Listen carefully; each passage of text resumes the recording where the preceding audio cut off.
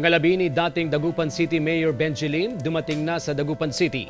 Pakikiramay ng mga Dagupenyo bumuhos. Narito ang report.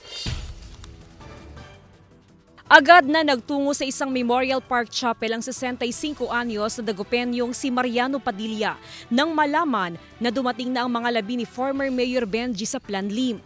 Nais niyang masilayan sa huling pagkakataon ang dating alkalde. Taong 2013, nang huling makita ni Tatay Mariano si BSL nang mag-ikot sa kanilang barangay sa Mayombo. Kasi dati kang BSL, nasulid, saka biglang mawala yung idolo mo. Yun po.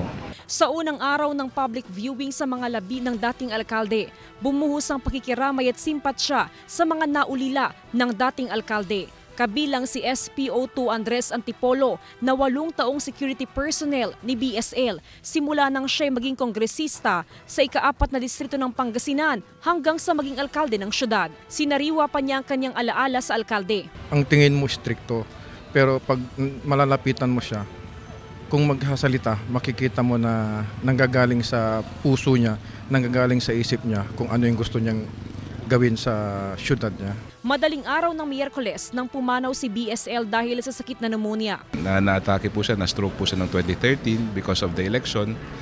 At for the last 6 years, sabihin na natin, ano po siya, he's not fully, hindi po siya fully capable. So nagte-therapy po, pero ang nagiging komplikasyon po kasi pag yung limited yung mobility as a person is talaga yung susceptible ka sa pneumonia. Ayon sa pamilya Lim, bukas sa publiko ang pagbisita sa mga labi ng yumaong alkalde. Personally, nakakalungkot sa aming pamilya.